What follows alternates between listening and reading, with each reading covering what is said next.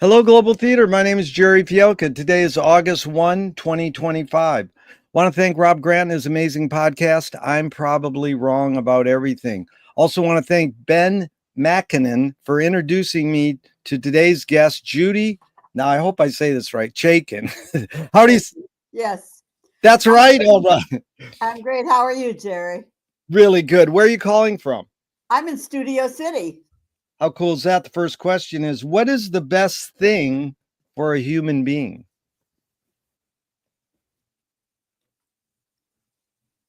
What is the best thing for a human being? Yeah.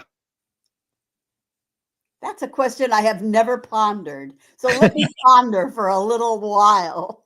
Dig it. If you read my pre-instructions, I say silence is okay.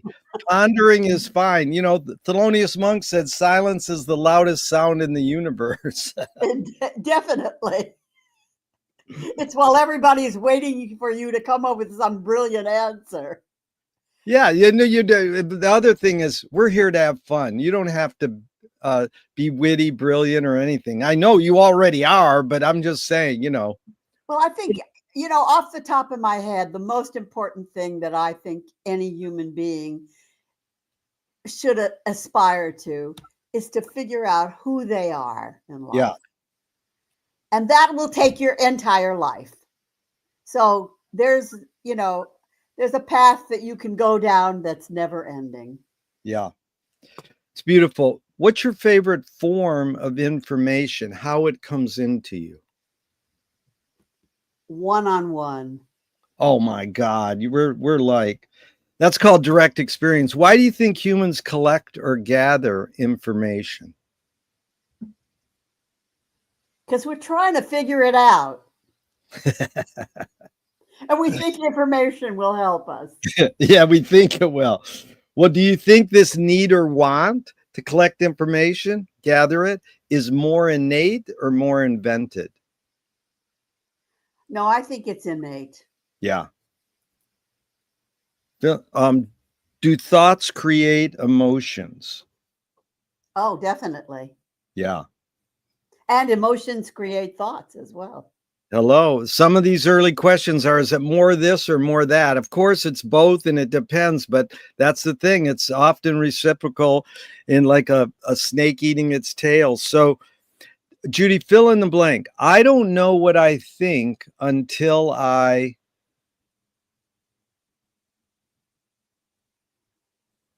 Express it. Really good. Rarely get that one. Can humans think without language? Oh, yes. Yeah. Chomsky says language is not just words. It's a culture, a tradition, a unification of community, a whole history that creates what a community is. Judy, what do you do when language doesn't work? When language breaks down, what do you do? I move. Oh my God, what a great word. I spent a lot of years as a dancer, and that's an automatic fallback position for me. When everything gets too much, I move. Oh my God. There's a great cliche. If you can't say it, sing it. If you can't sing it, dance it. Well, there's where I go. Beautiful. Your observations of humans in general, are we more thinking beings or more feeling beings? Well, I think we're more feeling beings. Yeah. Bridget Bardot says, when I make love, I don't think. I'm like, good luck. How do you turn your brain off? People who meditate say, okay, now think about not thinking. And there's a bumper sticker on a car on my street that says, don't believe everything you think. And I'm like, well, you could say, don't believe everything you feel. Well, those are both true. Yeah. These are two from Alan Turing in the 50s. Is thinking a function of the soul? No. Wow. And then the second Turing question is, can machines think? In a limited way. Yeah. Do you more pursue happiness or more pursue meaning? I pursue happiness. Wow, I got it from Viktor Frankl's book, Man's Search for Meaning. He says happiness doesn't tend to last, meaning tends to last. What do you think of that? I think that's why I pursue happiness, because it doesn't tend to last. You are smart, concise, and articulate. Thank you, Judy. Oh, what's faster, speed of light or speed of thought? Well, I'm not a scientific person, so I would say speed of light is probably faster than speed of Yeah. thought. The poet Audre Lorde said, "You can't dismantle the master's house using the master's tools." Her colleague Yvonne Rainer said, "Oh, you can if you expose the tools. What new tool do you suggest?" And it doesn't have to be tangible. I'm not sure that I understand the parable and the analogy. Yeah, Explain really that to good. me a little more. I'm glad you're asking, because basically I open some of these questions with cute quotes. It doesn't mean you have to apply it. You put the question in the context you want. I'm really saying, what tool do you most gravitate towards?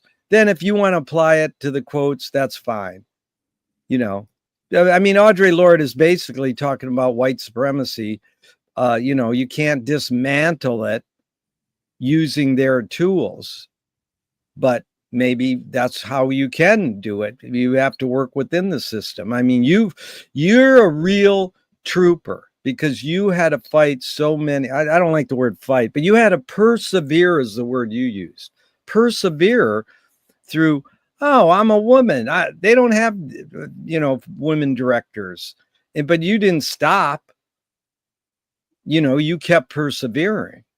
So it's sort of like, what's the main tool? What's the main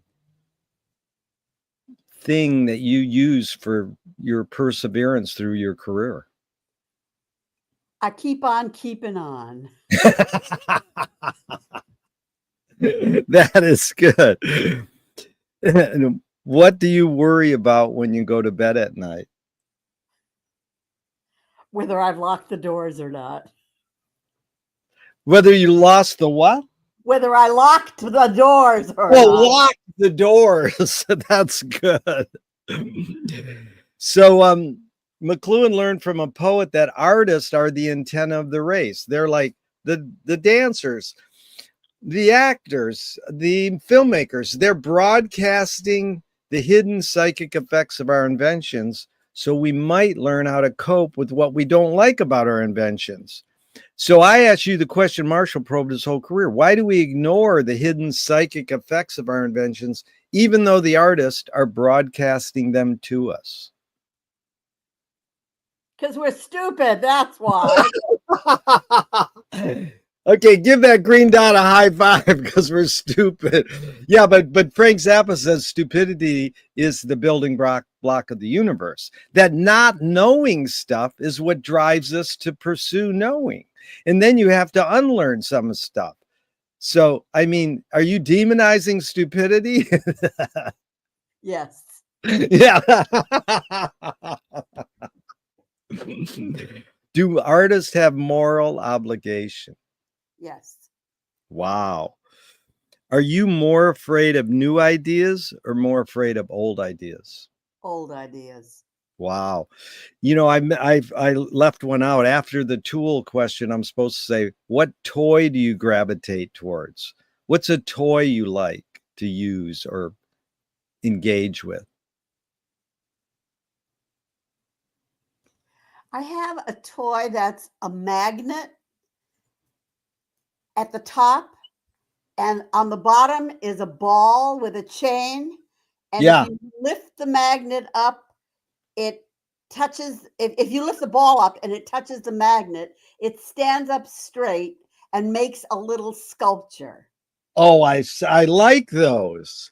And I like that because it shows that without the forces of gravity and magnetism that we're just flaccid creatures.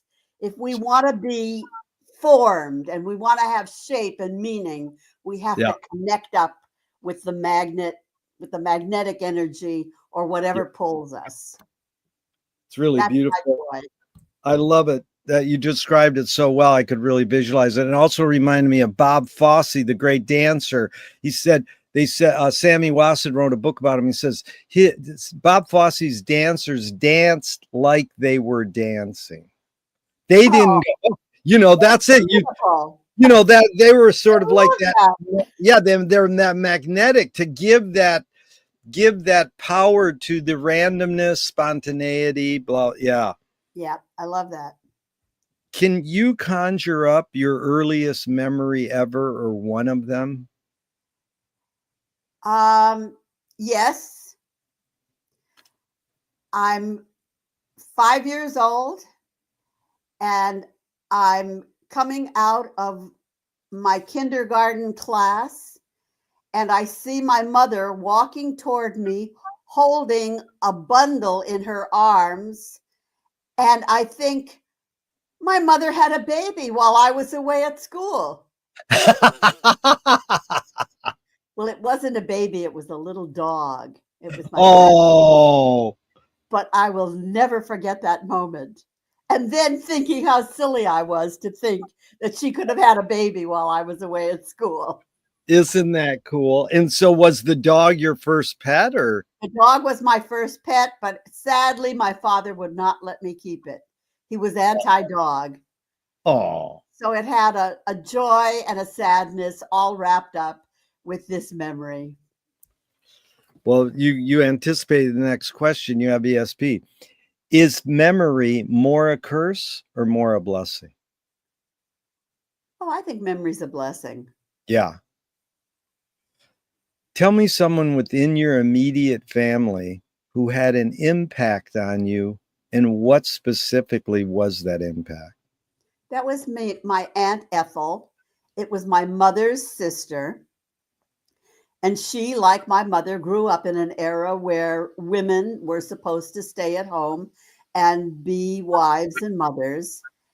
And my Aunt Ethel's husband died at a very early age. And she stepped into his business that he had started and ran this business with an iron fist and made it hugely successful. And she showed me that there are other ways for women to be in this world. Wow. And she was my inspiration. I know these go good when I tear up. That really hit me deeply. That was beautiful. And so, same question. I love to make a grown man cry. Well, my mom taught me that when you cry, it's okay to cry. So I will cry. And she says, when you cry, you're not only getting emotional release, you're getting toxins out of your body through the tears. Oh, how great. Isn't that good? So that's good. Beautiful. Same question, Judy. Outside your immediate family, someone who had an impact on you, and what was that impact?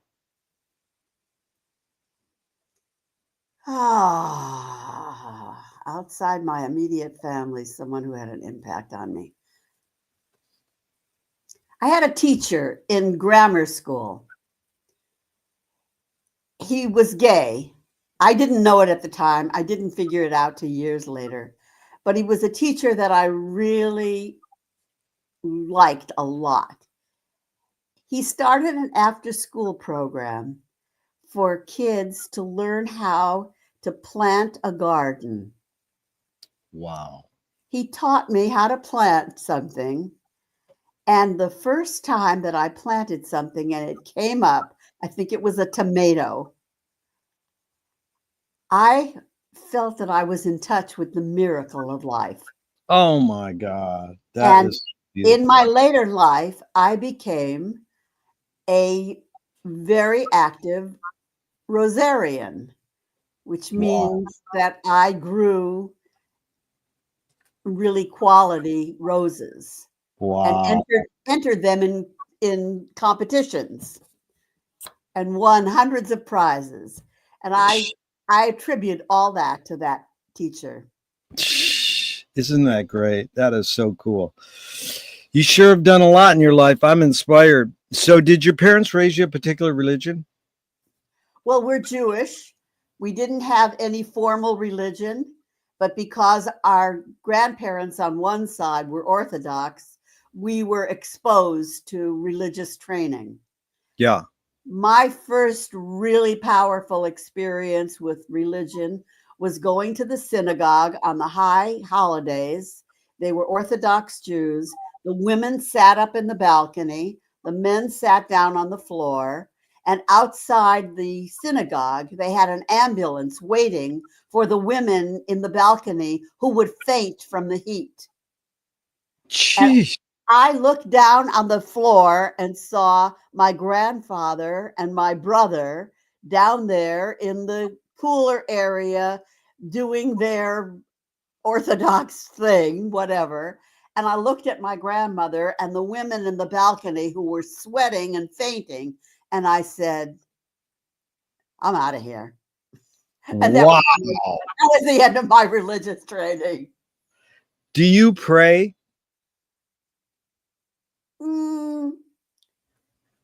Not a lot. You sound like this one woman I asked a couple weeks ago. I go, do you pray? She goes, yeah, for parking spaces.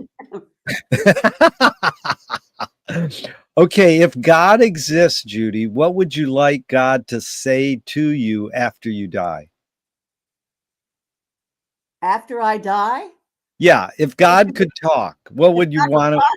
I'd like him to say, Judy, you did so good. I'm sending you back for another 20 years. Oh my God, I got that answer once in 40 years, and it's one of my favorite answers. We've checked here, and you're going back. You're going back. That's good. So, do evil people exist, or does evil use people as a vehicle? No, evil people exist. Well, the real hidden question is, how do you advise someone to deal with an enemy? And I'll set it up. Alan Watts says, if you acknowledge your enemy, you empower them. Coppola stole from the mob and the samurai, keep your friends close and your enemies closer.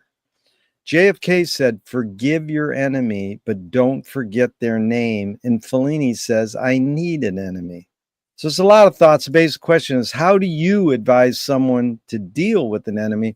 But first, how would you respond to Alan Watts? If you acknowledge your enemy, you empower them.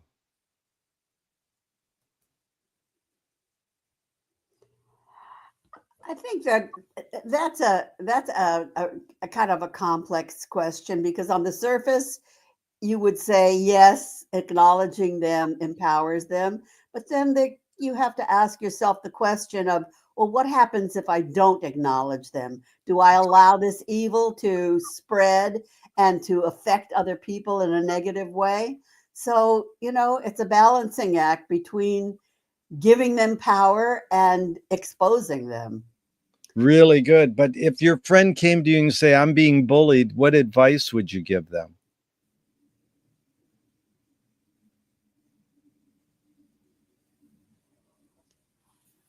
I think that has to have a lot of nuance to it too. Who's doing the bullying? What kind of threat are they to your life? Do you need to involve somebody else? Do you need to stand up for yourself? I Yeah. don't think it's a simple, flat answer of this is how you deal with a bully.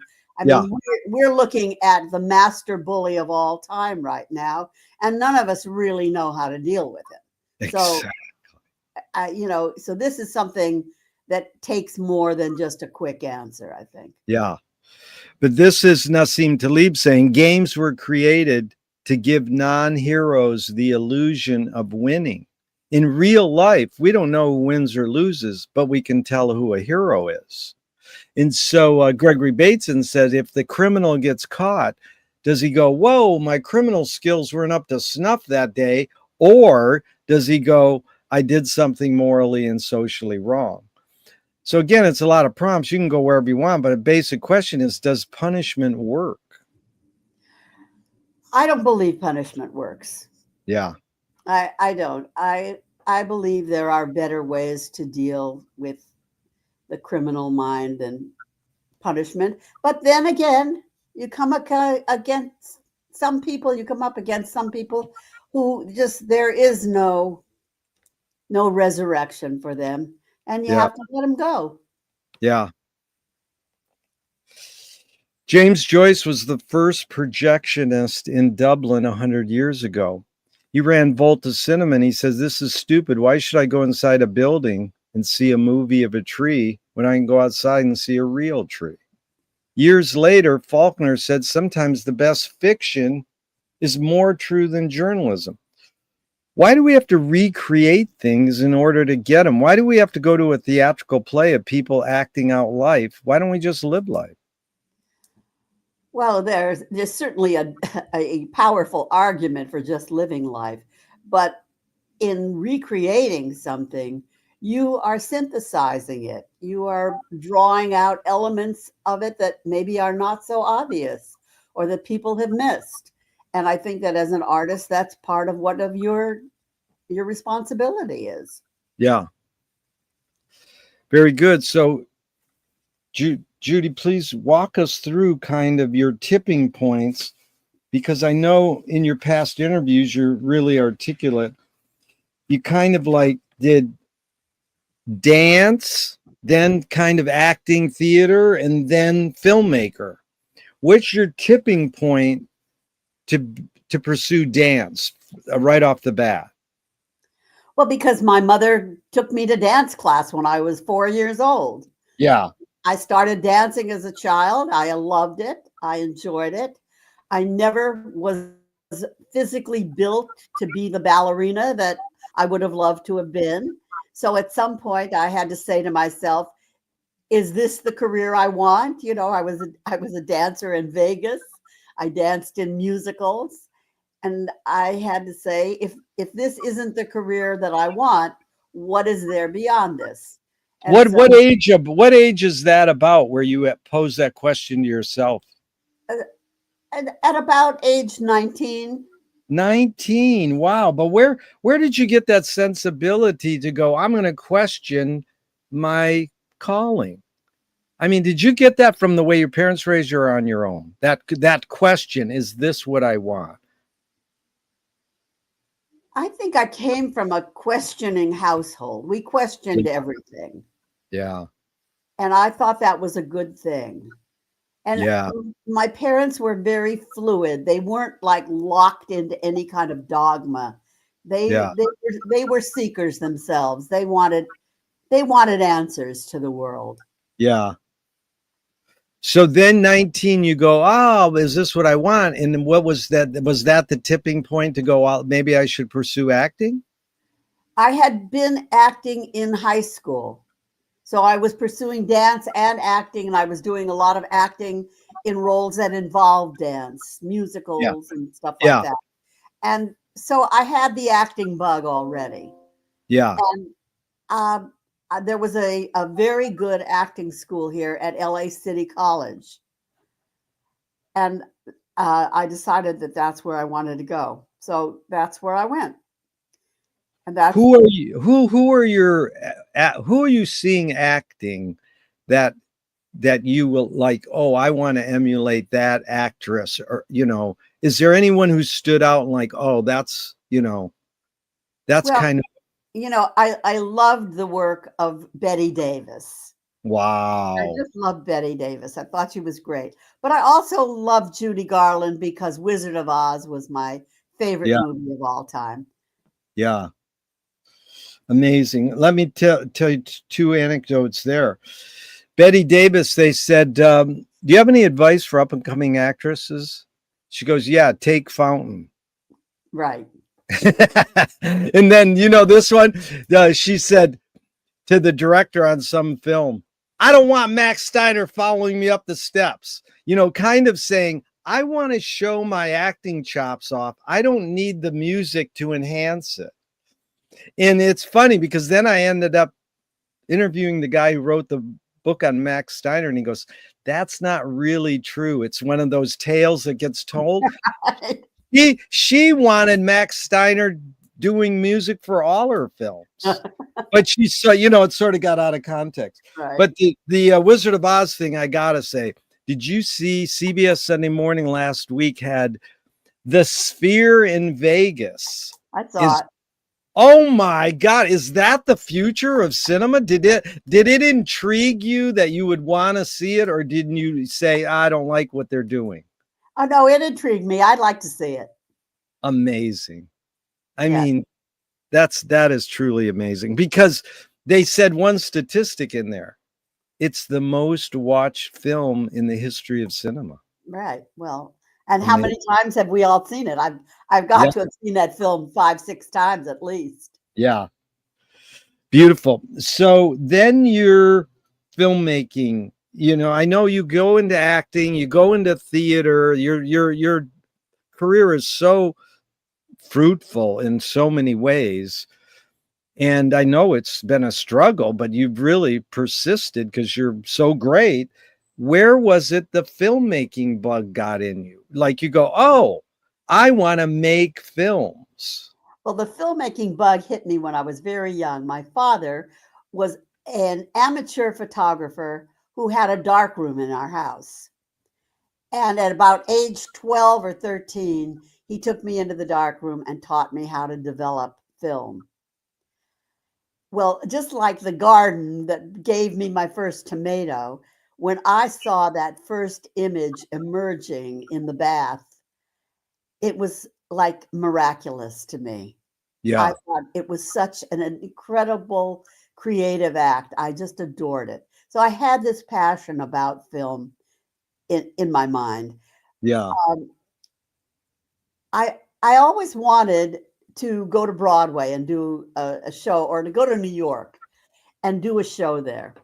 And I got an opportunity to do that. A show that I was cast in here in Los Angeles got picked up and taken to New York. And 3 people in the cast were taken with the show, and I was one of them. So I went to New York and fulfilled my desire to be in a New York production. And the production that I was in Los Angeles was brilliant. The one I was in New York was a disaster. They hired a wrong director. He had no idea what to do with the show. It was a miserable experience. And on the way home on the plane, I said to one of the other actors said to me, "So what are you going to do when you get back to Los Angeles?" And I said, "I'm going to stop acting and I'm going to direct, because if that guy's a director, I'm a director." Wow. That was it. I came home and stopped acting cold turkey. I never did another acting job. Well, I did some voiceovers, but that's another story. Anyway, and 2 months after I made that decision, I got a call from a friend of mine who said, "I've written this play called Woman Speak, and Jane Fonda wants to star in it. And we're going to do it as a fundraiser for Tom Hayden and the Democratic Party. And they're looking for a female director. Do you know one?" And I said, "Yeah, me." That's how I started my directing career. That is such an amazing story. So that Broadway play in LA and New York, what age is that about? How old was I when I did it? Yeah. Let's see. That was about, I was probably in my early 30s. Early 30s. And then the Jane Fonda play was right then, early 30s? Right. Yeah, right then. Wow. So let's go into this. You've made, one other thing is, I know that's called a dramatic showcase film. And they say, hey, you have to show, this is what they teach the kids at UCLA and USC. You have to show that you can direct actors and make a short film. And your friend told you, what's the name of your film? Cotillion 65. Cotillion. I loved Cotillion. It was so good. It was so. Watching Cotillion 65. Oh, come on, man! Because I come from the experimental film world, and I I know and studied dramatic cinema my whole life, but I love Dramatic Showcase because it is sort of like, I got to show these money men how I can do this. And Right. can I do it with a cute story? I mean, it's more than a cute story. It's an endearing story. I love the line that got me was, I'm wearing a sharkskin suit like Smokey Robinson. I was like, that nailed it right there for me. And he was so smooth and like, he was confident. He was like you, confident. So now these 3 questions about your filmmaking in general. So we'll kind of ooze into filmmaking now. A screenwriting teacher told me great film is when you can clearly see the intention of the maker. Stanley Kubrick says the opposite. Great film is when you can clearly not see the intention of the maker.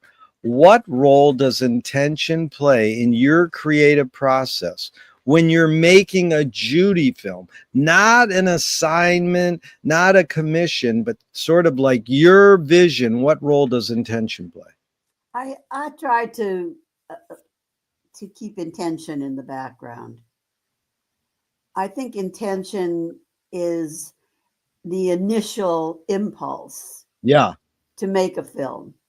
But I think the film has to carry on its own without proselytizing in any way. Yeah. And sometimes when you see the intention of a film, it's too much proselytizing for my taste. Yeah. I like it to culminate at the end and have the desired effect rather than to show my intention during the film. That's beautiful because Milan Kundera wrote a book called Unbearable Likeness of Being. He says, that is why I love writing, because the character that I'm writing about can go further than I can. Mm-hmm. I'm like, yeah, right. I'm going to take this pen and write a character on this paper. How can that go further? But it's sort of like what you just described. That how does that happen? Is some magic, or it's really the people who are making it? You know, I mean, there's many factors, script, casting, and all that. But it seems as though you have a vision that's not a specific vision. I don't know how to put it, but you sort of described it that way. I usually don't know exactly what my film is going to be about when I'm doing a documentary. Yeah. I don't know exactly what it's going to be about. I know generally what the subject matter is, but I go into it asking it questions. Wow. And asking it to tell me what its story is. What are you about?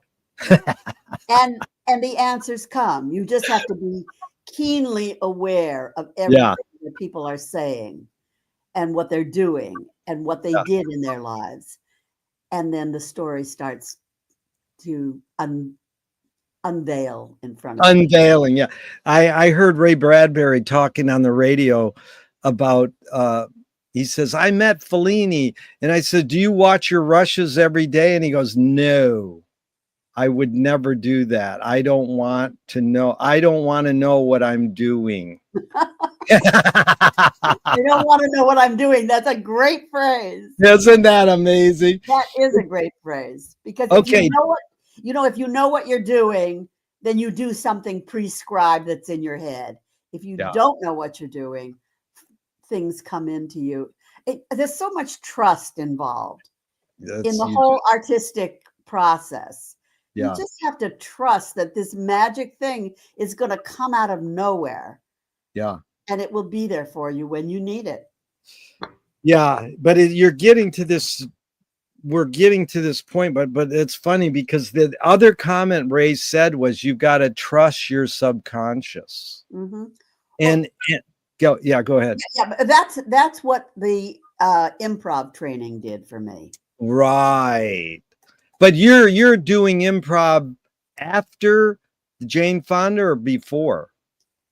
No. Let me try to figure out.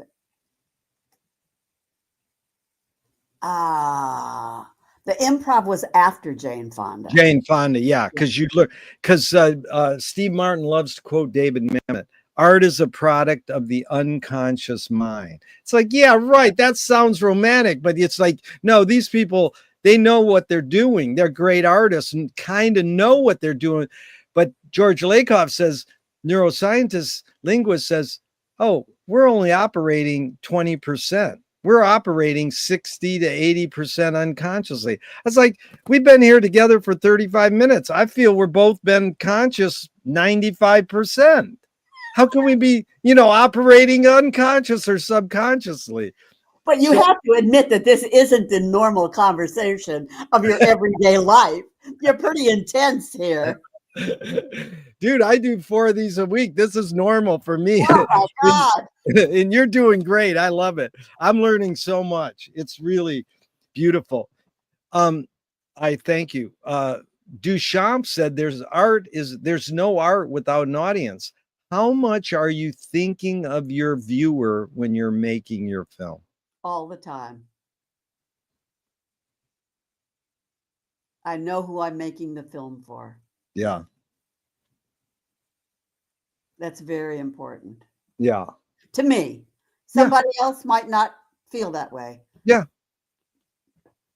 McLuhan also said everything we invent extends some humanness, human sensorium, like knife and fork extends our teeth, shutter in a camera or projector extends our eyelid, and maybe even non-tangible, say religion or philosophy, extends consciousness.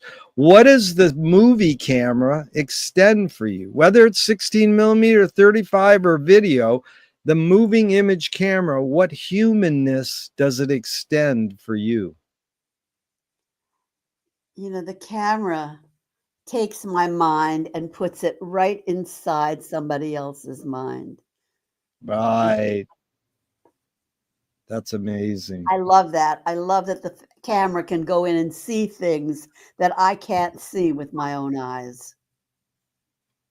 That's amazing. Really good. So what's the function of cinema?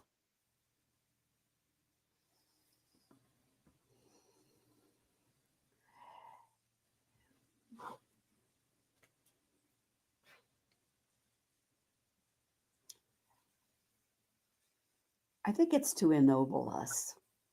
Ennoble. Suss that word out. Ennoble. Ennoble, not ignoble, but ennoble. To make us more noble, to make us bigger than ourselves. Oh, that's good. To aspire. Yeah. Beautiful. McLuhan said there's no such thing as a good or a bad movie. It's a good or bad viewing experience. Any comment? I don't believe it. I've seen some really bad movies. So we'll go into documentaries a little. Herzog kind of delineates 4 types. Intellectual truth, that's like Agnes Varda and Chris Marker. Emotional truth, that's like Ken Burns, you sit there and cry. Physical truth, like you get a belly laugh. Or ecstatic truth, almost like an epiphany. Where does your documentary sort of philosophy go in your pursuit of the truth? What any of those resonate with you? Or it's not like I adhere to any one formula. Yeah. Every subject matter has its own truth. Yeah. I can be working on a visceral level, or I can be working on an intellectual level. Yeah. I mean, my first documentary, which was Legacy of the Hollywood Blacklist, that was a completely intellectual pursuit of what happened during the years of the Blacklist. Yeah. I think the Girls in the Band was a far more emotional pursuit. So it's not like I have one cookie cutter that I stamp onto everything. I think everything has its own style and requirements. Then when the the biggies in America were, getting their Bolexes, like the Maisel brothers, Ricky Leacock and Frederick Wiseman. They were called direct cinema. It was called fly on the wall. You were observing. Then cinema verite is like, Zygmunt Vertov, Jean Rouge, Oppenheimer. They're all like fly in the soup. They're more involved as the filmmaker, and their presence is shown. Is there any resonance with are you more fly on the wall or fly in the soup? No, I'm definitely fly on the wall. I don't like to see the director. Yeah. In a documentary film. Yeah. Unless they are an integral part of what the film is about. And then I'll give them some leeway. But I think a lot of times there's people who just want to be on camera and want to be branding themselves and want to be identified with their project in a very upfront, in your face way. That doesn't appeal to me so much. Yeah. And Louis Buñuel said, I'm for anyone who seeks the truth, but I part ways when they claim they found it. No, I agree with that completely. It's amazing because everybody does. And one guy said, no, that's wrong, because if I want to seek something, it's because I want to find it. So we kind of touched on this, but I morphed it into the question. They say the cliche is the journey is more important than the destination. Absolutely. Why do we have to seek or name a destination if the journey is more important? Well, because we won't set our foot on the path unless we think we know we're going somewhere. Yeah. But then there was the guys, the people in Paris in the 20s, like Hemingway and Satie and Picasso. They're all like, they're slackers. They're called flaneurs, psychogeography. They're just sitting at the coffee shop doing nothing. And James Joyce said, I find an epiphany in everydayness. So, maybe not seeking something, you might have an epiphany. But don't you think that those guys sitting at the table talking to each other were already on a path, a journey, that they were loving every minute of it with no end in sight? That was their journey. Judy, you busted me good on that one, man. That was good. It's like flaneur, schmaleur. Schmaleur. Yes. Yeah. Okay, this is Ruth Draper. You know Ruth Draper? I know who she is, yes. Yeah. She said this, and this applies to your whole career. The key is to bring the audience up onto the stage and into the scene with you. It is they who must give you even more than you give them in the way of imagination and creative power. That sounds good, but how do you do that? As a dancer. I have no idea what she's talking about. But you as a dancer, how did you get the audience to watch you? As an actor, how'd you get the audience as an improviser and a filmmaker, how do you get the audience involved?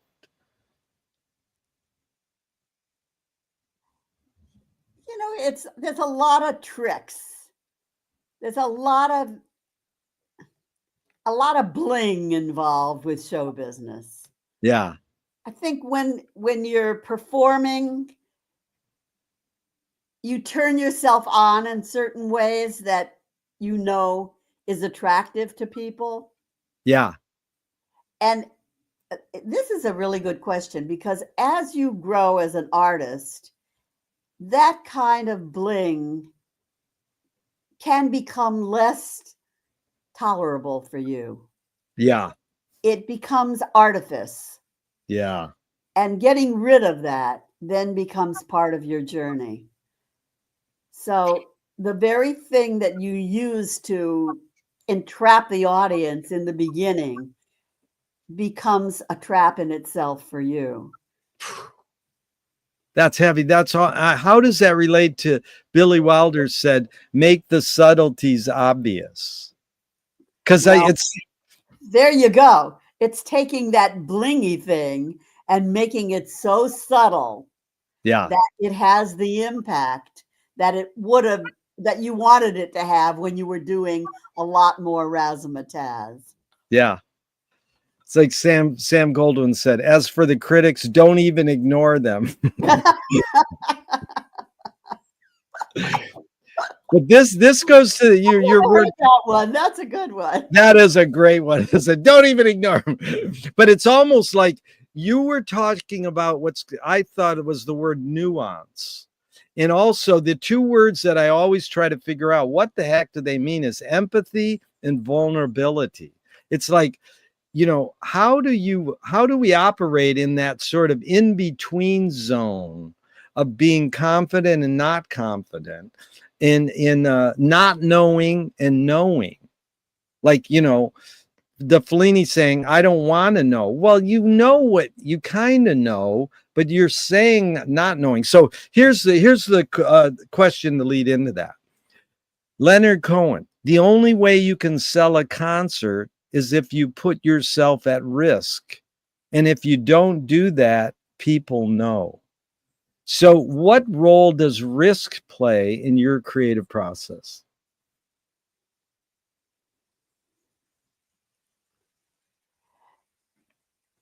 Everything that you do in show business is a risk.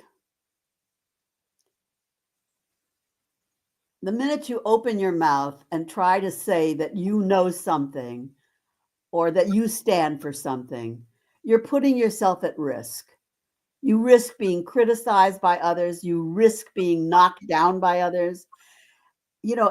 This reminds me that when I was starting out in my career, I thought that everybody else was on my side and was Right. giving me encouragement. And it wasn't only until my later years that I found out that people who I thought were my friends would say knocking things about me, Yeah. were maybe envious of what I was doing, and would say negative things about me because they were envious. So once I realized that, I realized, well, the hell with risk. It's going to happen to you no matter what you do. Whatever you do, somebody's not going to like it. So, go with it, whatever it is. That is amazing. Judy, you're only like the second one in 40 years, 1,000 interviews, because one other guy, kind of rock star, he says, what role does risk play in your creative process? He goes, I leave risk in the dressing room. And I think what he was saying was similar to you, is that you've got to appear to have confidence, and you can't let this stuff tear you down. Exactly. Just, the most watched TED Talk ever is Fake It to Make It. So you got to appear like you know what you're doing. But like Leonard's saying, oh, people know if you're not putting yourself at risk. So that's that vulnerability thing. So what does courage mean to you now? Does it take courage to do what you just delineated? I think it takes courage to be an artist on any level. Yeah. That's the one thing that you cannot survive without. Yeah. Because you will be battling every day of your life. Even if you're a huge success as an artist, you're going to be battling upper echelon people. You're going to be battling the people who pay your salary. You're going to be battling your fans who are disappointed that you went in another direction. So at every level, from the very bottom of the barrel to the top, you have to be courageous. Yeah. But again, did you get that more from the way your parents raised you, or more on your own?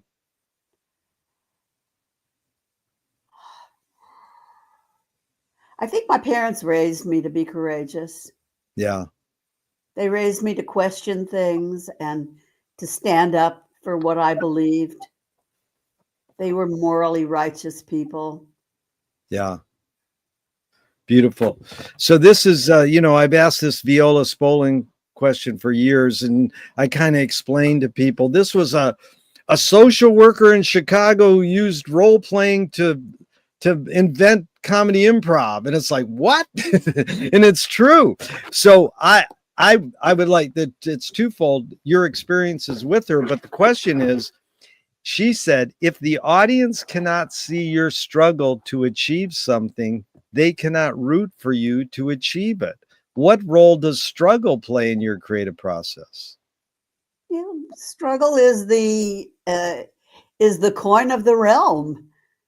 If you're not struggling to achieve something, the audience isn't interested in you. Yeah. So, you know, these are the basic tenets of improv and of everything in life. You have to struggle with the issues. Yeah. So what was your experiences with her? Did you know her or work with her or I did not know her well. I had a brief encounter with her through I forget the actor's name, through one of the actors that I was working with in improv, and you know, was honored to meet her, but it was only on a social situation. I We see. did not Yeah. work together.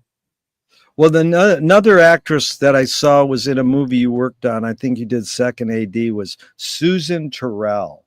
Did Oh you have my God, I loved Susan Terrell. Oh my God, she is just one of that whatever that film is, Fat City, is it, or whatever that film? She is an unbelievable actress. I mean, do you have any recollection of working with her? Yes, she was a mad woman. I loved her. She was such a huge personality. It was really hard to contain her, Yeah, but she was a wonderful human being. yeah, really cool. You've had quite a career. That's beautiful. So, here's what Bertolt Brecht asked the great actor Charles Laughton, why do you act? He said, because people don't know what they are like, and I think I can show them. Now that sounds highfalutin, but it's actually goes along with Igor Stravinsky saying most people don't know what they like what they know. Uh, So I'm curious. The question is, my friend says the three T's of music are technique, theory, and taste. So technique, you learn how to play, or even dance, you learn how to play. Theory is you know the structure. How does one acquire taste, whether it's in dance or music or in film? you have to look at stuff. Yeah, You have to listen to stuff. You have to involve yourself. You have to know what makes something good and what makes something bad. yeah, It's a lifetime of learning. yeah. And Amazing. incidentally, the actor that introduced me to Viola Spolin was Severin Darden. Do you remember Oh Severin yeah. Darden? Oh Yeah. yes. Very good. It's so what do you think the motive of the cave artist was? The cave dancers, the cave music. What was their motive?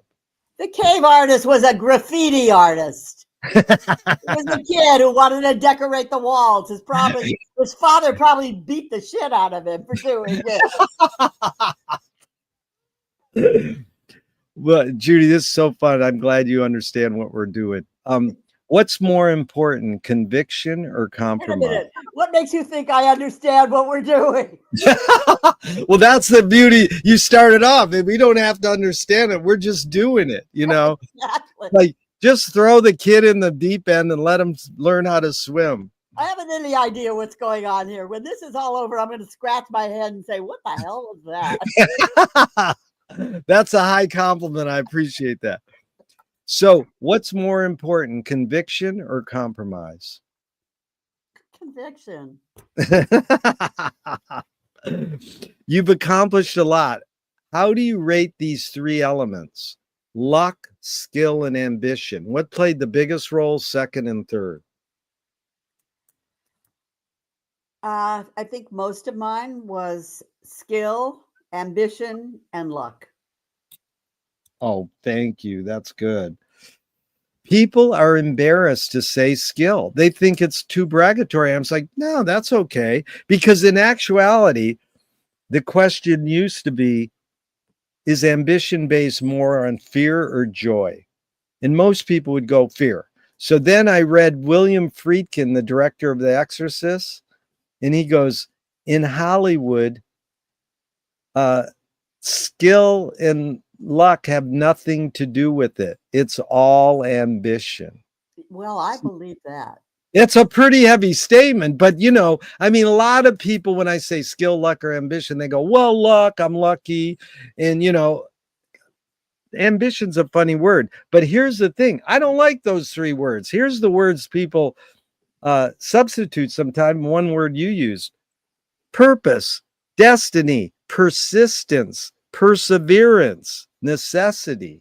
So there's many factors. I just whittle it down to those three because of the Friedkin, Well, I would put persistence at the top of that list as far as I'm concerned. Yeah.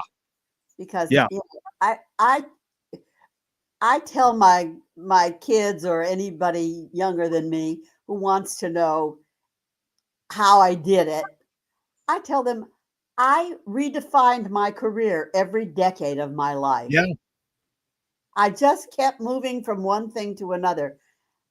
I don't know if you know it, but in this particular decade of my life, I've become a ghostwriter. I know that. That's amazing. Yeah. So this is a whole new career for me. But you have fun doing it. Oh, I love doing it. And you didn't fall. You didn't go, oh, I'm a failure in this, I got to find another one. It just sort of oozes in naturally. It seems these all happen organically. Yes. Yeah. Yeah. So T.S. Eliot said poetry is outing your inner dialogue. What language is your inner dialogue in?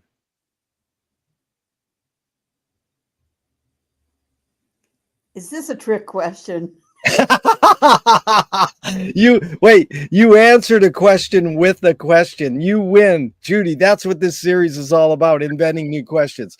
No, it's not. It's really like what form is your inner consciousness in? Or there's a voice inside our heads. I'm just asking people when they say English, well, I know it's English. I'm saying, like, what form is that voice inside your head? How could you describe that voice inside your head? My voice inside my head is exactly the same voice as I speak with all the time. That very good. Two of my film heroes have this mantra: ignore yourself. There's no self-expression. In fact, Cecil Taylor, the great jazz pianist, said, I'm just a vehicle and this stuff just comes through me. Mm-hmm. Is art making more self-expression, or more you're a vehicle for whatever technologies, cultures, and environments are dominant? Well, it depends on what kind of artist you are. Yeah. I'm the kind of artist that I like to let it come through me. Yeah. Other artists guide it every step of the way. They manufacture it, they guide it. That's the way they do it. Yeah. But I don't think that the way that you produce your art has any bearing on the art itself. I think that the end result and how well it accomplishes what you set out to do is what the final decision is. So I may do it one way, but other people do it another way. Yeah. Can art making be egoless? I think if it is, it's probably pretty dull. Wow. Is perception reality? Yes. Very good. It becomes reality by virtue of perception.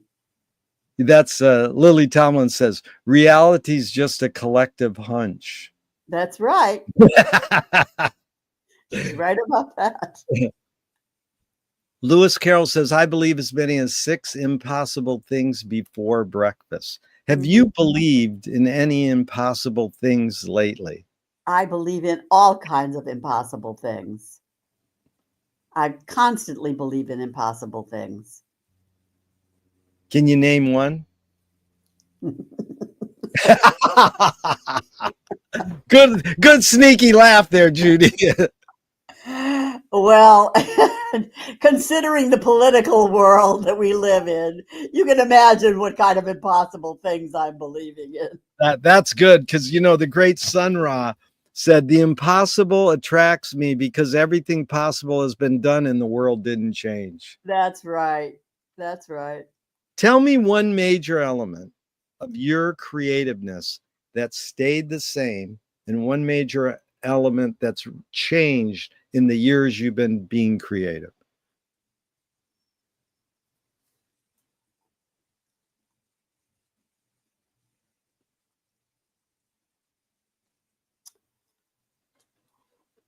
I would have to really think hard about that because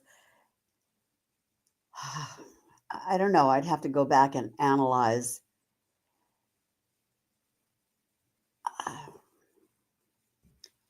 I do think there are certain things that happened to me or occurred to me when I was a child that are still part of my being. And Yeah. there are probably many other things that I used to think or believe that have gone by the wayside, but I can't catalog them. I don't tend to hang on to old stuff. I'm very remiss in that way. I don't tend to stay in touch with old friends as much as I should or as much as I'd like to. I don't tend to remember things about myself that I am proud of. Sometimes people tell me some things about myself and I said, "Did I do that?" Yeah. I it's hard for me to look back and make assessments about myself because I just want to look forward. That's what it seems like. Both Woody Allen and Frank Zappa, like, we don't watch our old stuff. We just keep making it. That's Right. actually Warhol said it best. He says, "Don't worry about what people think of your art. Just keep making it." Yeah. Yeah. But that's good. That's that persistence and perseverance. Moshe Feldenkrais works with healing and movement.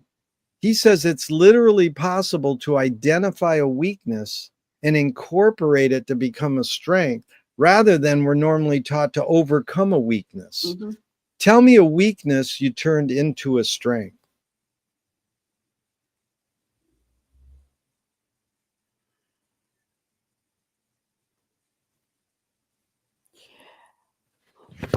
It's so hard for me to think of my weaknesses as a weakness that I've turned into a strength. I don't really know. Um, I don't know. Give me some clues. Well, I was not as good. You're asking me to give you, some people, Judy, they will go like, "Dude, you're psychoanalyzing me," or but basically, I think it's you have a wide open. I'm always looking curious and persistence, and that's your strength. Whether you're going to do dance or be an actress or be a filmmaker or be a writer, you're always just looking. So somewhere, oh, I know. Well, because you failed, or you didn't fail, you didn't pursue your career as a dancer and a showgirl. That was like a breakdown. So then you turned it into a breakthrough by going and doing acting and other things. Yeah, go ahead. Okay, yeah. So along those lines, Yeah. I've always been able to turn on a dime. That was Yeah. my biggest trait that has really Yeah. saved me. Yeah. That I don't linger in I don't wallow in sadness about anything. Right. I used to literally say to myself when these things happened, I would say, next. Yeah. This is the main thing McLuhan learned from James Joyce is, how do you turn a breakdown into a breakthrough? How do you turn a rejection into a redirection? And the simplest example I give to people is Iggy Pop said, "My band was so bad imitating the Rolling Stones, we invented punk rock." So it's constantly, how do you don't wallow in your Right. your defeat, you just flip it. It's Right. all about flipping. Or like, see, next, your word is next. Yeah. Yeah. Okay, anger can be a productive emotion when fill in the blank. Never. Wow, guess what? You're really smart. I used to ask, can anger be a productive emotion? And people would go, yes or no. Then my friend advised me, says, no, that's too simple. Get them involved. And you went back without knowing the original. That's really good. I love when that happens. Thank you. What's the most I have never significant? been flattered so much in my life. You'll love this. I used to do these in a coffee house, like in front of 40 people. Uh-huh. And this is just my personality. I go, that's great words. Thank you. Beautiful. Like that's how I operate. And the person I was interviewing went, quit pandering to me. Right. I'm going to stop believing you in a little while. Yeah. Here's a ESP. What's the most significant difference between men and women, physical aside?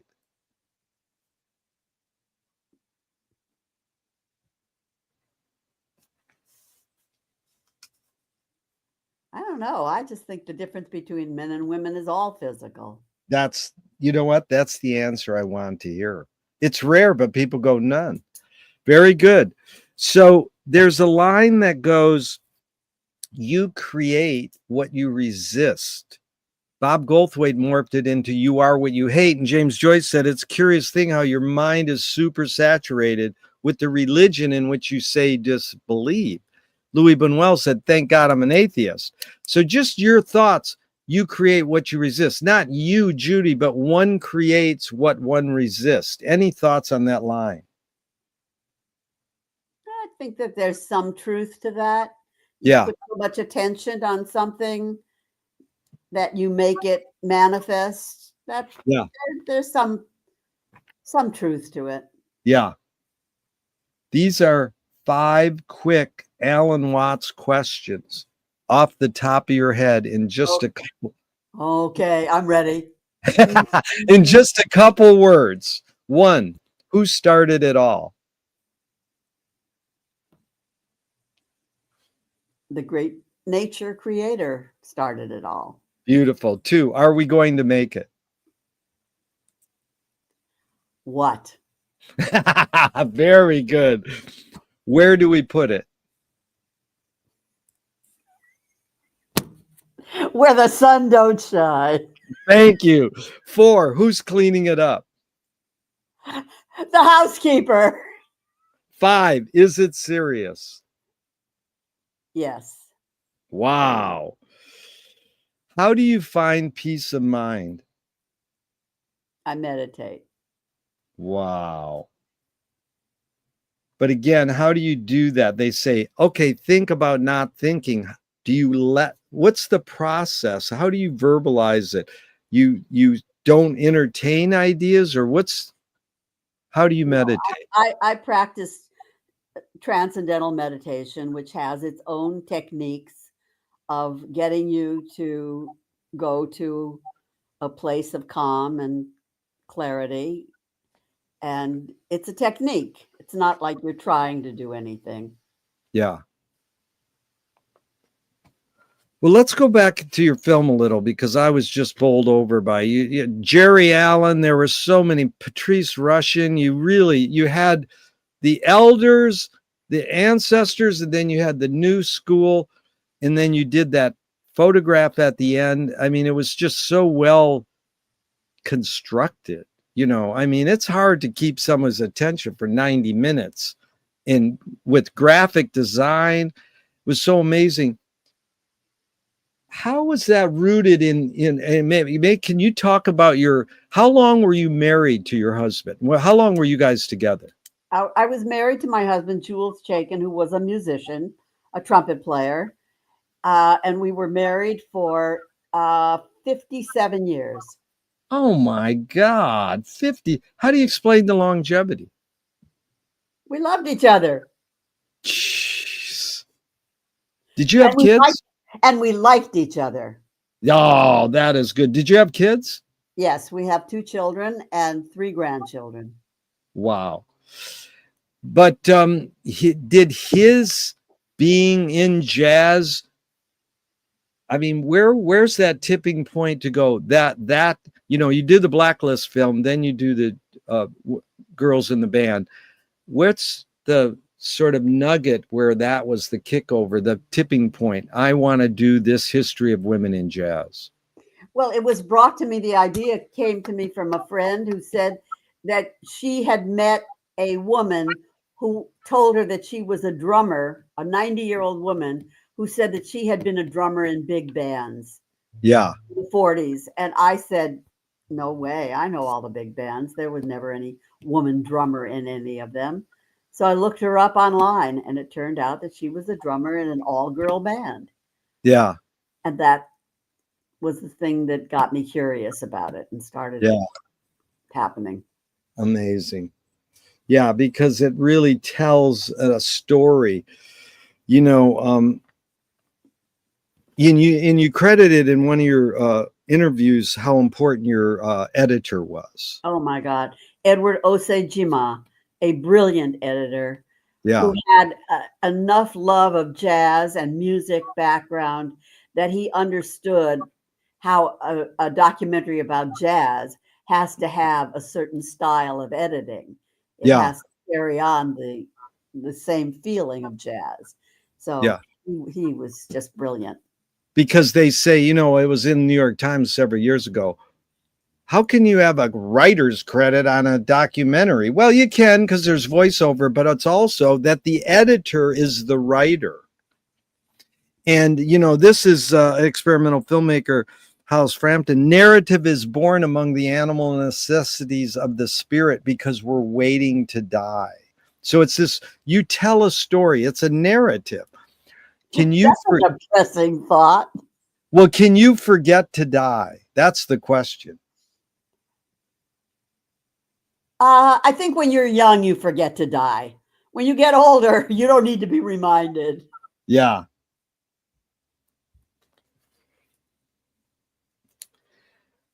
If you were walking down the street today and you met yourself as a 12-year-old, what would you say to your 12-year-old self?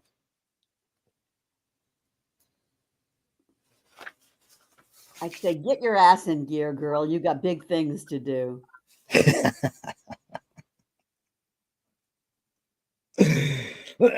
Okay, we got about 10 more minutes. This has really been fun. I appreciate it. Okay. Which way should toilet paper come off the roll, over or under? Over. If a publisher was going to release your autobiography off the top of your head, what would the title be? I could have done better. Oh my God. They want to scent the glue and the binding. What smell? Lavender. Beautiful. If a statue was built in your honor, where would you want it displayed and what would it be made of?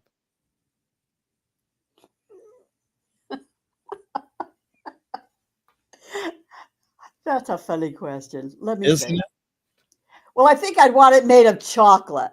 Oh, I love it. Dark or milk? Oh, dark chocolate, definitely. Oh, yeah.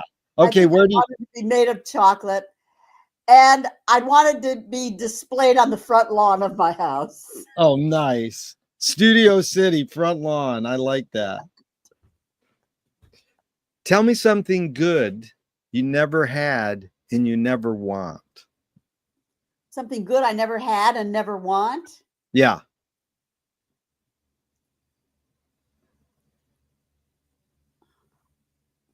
A brand new Porsche 911. That's good. You answered the question. What's the healthiest? Well, no, what's the cultural shift you see developing today that inspires you? Well, I think there are so many young people with so much talent, such great voices, singers that are so great, filmmakers that are brilliant. There's just, to me, an abundance of great talent on this planet. Yeah. And I hope that they get to voice their their opinions and that their work gets to be heard. Yeah, that's beautiful, because it goes along with I've been researching archives, and the word archive alone comes 1400s, keep safe, free from harm, but 200 years later it's records preserved as evidence. But Charles Baudelaire said, if you try to make a statement long, deep, and rich, it will age very fast. If you try to own the day you're talking, it will last forever. Or as David Lee Roth says, here today, gone later today. Isn't the point of life, Judy, to live in the moment and be here now? I mean, Eastern philosophy live, but for some reason we think we have to collect and gather all our stuff. Now, I'm for studying history. I know you have stock footage. That's an archive. But the two questions is, and even Wyndham Lewis said it so well, artists live in the present and write a detailed history of the future. I mean, that's sort of, to me, you're someone who really lives in the moment. But why do we have to collect all this stuff? So is archiving, I'm sure you got boxes of stuff, all your archives. Is archiving more innate or more invented? And do you have plans for your archives? Are they stored in some college or something? Well, first of all, I think that all those boxes and all of that, to me, they're just a pain in the butt. I would just chuck them all out if I had my way. I'm not very sentimental. I have already donated all the archives from Girls in the Band to where? To the University of. Good. Yeah. Anyways, you got a university. I've donated it to a university. Well, you're like Joan Baez. They made that great doc on her recently and said, do you have any archives? She goes, yeah, my mom kept everything in a storage space. It's never been open in 50 years. And so they hit pay dirt. They had it all right there. And then they're interviewing her and they go, well, what are you going to do with all that? And she goes, check it. Just like you said, I don't care. And her assistant says, oh, we're negotiating with the Smithsonian right now. But that's beautiful. But, I know you think that, but at the same time, you were able to source archives to make your great films. Yes, that's absolutely true. And the university that has my archives is the University of Kansas, University UMKC. Yeah. And the reason I gave my stuff to them is because when I was researching, they had the best jazz archives. Yeah. A guy named Chuck Haddix at UMKC had the best jazz archives in all of the United States. So I did send all my stuff to them. And I'm bit by bit, I'm getting rid of things.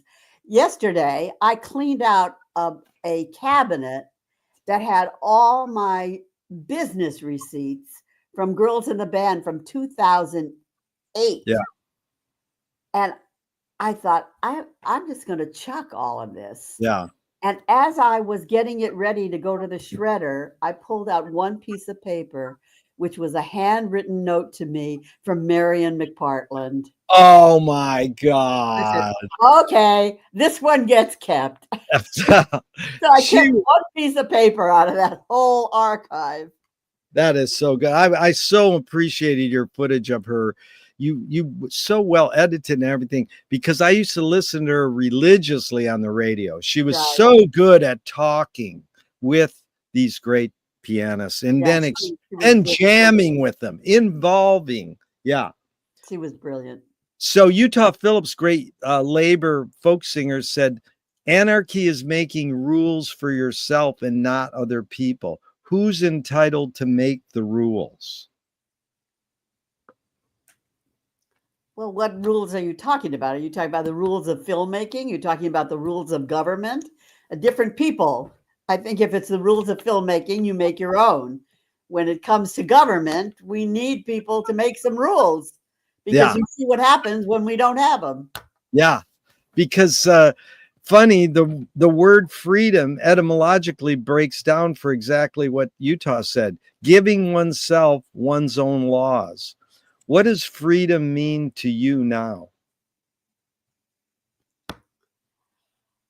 Oh, freedom is what I finally have after all these years. I feel free from all the constraints that I had to deal with as I was growing up, as I was becoming a wife, a mother, a grandmother. Wow. I'm glad you got to that point. That's beautiful. What's a question that remains unresolved for you? What's it all about, Alfie? I love that. Okay, how has, let's go with two things. How has filmmaking shaped your behavior, and how has ghostwriting shaped your behavior? Well, filmmaking is a much more physical job. I mean, that's why the ghostwriting has come in as a wonderful career at this time of my life, because filmmaking is a is a young person's job. You know, you're up at ungodly hours. You stay up all night working on your script. You spend every afternoon in an editing bay. You're isolated from all the healthful things of life. It's a really tough physical job. And the ghostwriting is I do it on my own time as I wish from my own place. I'm free to go off and exercise and come back, and it's it's ideal. Yeah. Well, how do you explain your longevity? You stay healthy. How you eat good, exercise? What's your advice to staying healthy as you get older? You know, there's so many different aspects of advice. I exercise every day. I do certain classes 2 3 days a week. I stay very connected to my community of friends. I try to see people as much as I can. Um, you know, I've always eaten well. I've never been a big drinker. I've never smoked.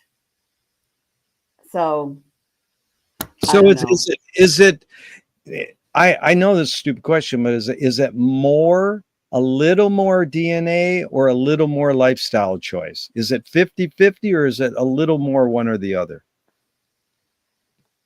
You know, I used to think that it was more DNA, but the older I get and the more that I look at lifestyles and people who are living longer, I think it has more to do with the lifestyle choices that you make and Yeah. the kind of positive attitude that you keep. You know, I could very well sit in a chair and watch TV all day and eat frozen dinners, but I won't let myself do that. Yeah. I I insist on cooking for myself. I insist on meeting with people, getting out, exercising. So I take a lot of responsibility for my knock on wood Yeah. health. And in regards to ghostwriting, I love this new quote I got from Tom Waits. I love beautiful melodies telling me terrible things. The world is a hellish place, and bad writing is destroying the quality of our suffering. it's a it's got a lot going for it, but it's like, you've studied Eastern philosophy. The Buddhists say suffering is everything. Bob Dylan says it's all about suffering. I'm like, why does it have to be about suffering? Can it be about joy? But we know it's a balance of suffering and joy. But I love, he says, bad writing is destroying the quality of our suffering. Any thoughts on that, especially being a ghostwriter? Why aren't these people writing it themselves? Because they go, oh, I know this person can write good for me, and that I don't have, I can cover up my bad writing. I mean, is You know, any thoughts? it's difficult to put down your own story. You know, people have asked me, why don't you write your own story? Well, it's too difficult. You can't be objective. To write a good book about somebody, a memoir, you need to be objective about it. And so I'm able to be objective about what they've done. You know, one of the books that I wrote, the guy I was writing it for, had a terrible event in his life that he didn't want to talk about and he didn't want written about, but he kept bringing it up. So I knew he really wanted it in the book. And so I had to find a way to allow him to deal with this topic. And Yeah. I did. And he was so happy that it came out in the book and it helped him so much, but he would not have done it on his own. I So see. So you're a half shrink, half therapist. exactly. So you sit there and just interview them and tape it and then transcribe? Yeah, I have a transcriber who does the transcribing for me, and then I take their documents and make their story out of it. Wow. That is such a cool career. It is. I'm enjoying it. So here's Thornton Wilder, in 1928. Art is confession. Art is the secret told. But art is not only the desire to tell one's secret, it's the desire to tell it and hide it at the same time. You've laid your cards on the table for 90 minutes. I'm not insinuating you haven't already answered this. What's it really all about for you? Joy. Wow. In one word. When life is not joyful, I am very sad. I work very hard to keep joy in my life. Yeah. Again, more from the way your parents raised you or more on your own? You got that attitude? That has come about through my meditation and my understanding of the quality of life and what makes life worthwhile. Yeah. And just to gain a little bit of joy, to gain joy from seeing a flower grow, from getting a text from your grandchild that says, I got a job, just finding the little joys in life that make it have some savor to it. Yeah.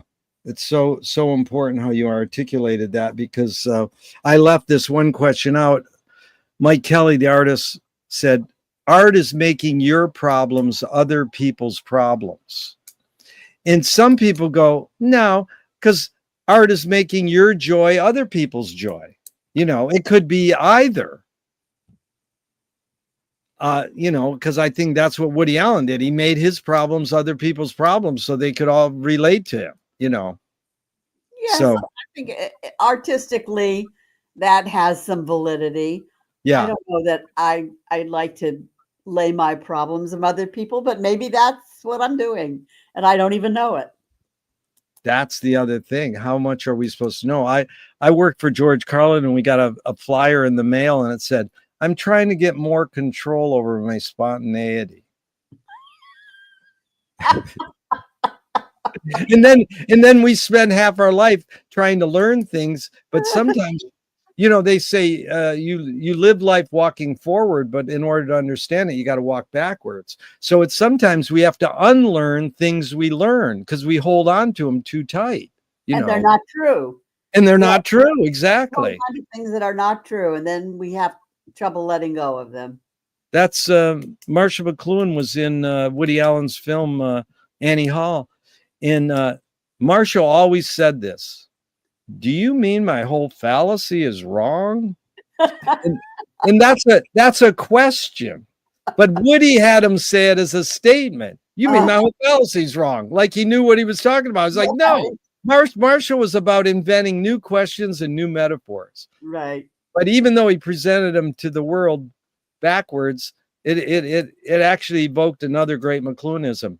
A half a truth is still a lot of a truth. Yeah.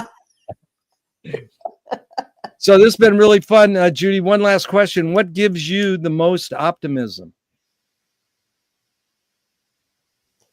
When I get up in the morning and the world is still there. Yeah. I say, okay, we got another chance to do it better today. Love it. Gerry, I have a question for you. Please. When does the interview start? That's T.S. Eliot. In my ending is my beginning, or is it the other way around? In my beginning is my ending.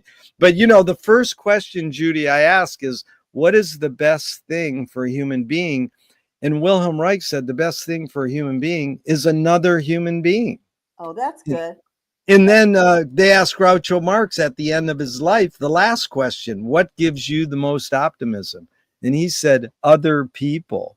So it's sure been a pleasure and an honor spending this time with another person, especially because it was you, Judy. What a great time. I really appreciate it. Gerry, you've been an absolute delight, and I can't thank you enough for allowing me to bask in my own glory.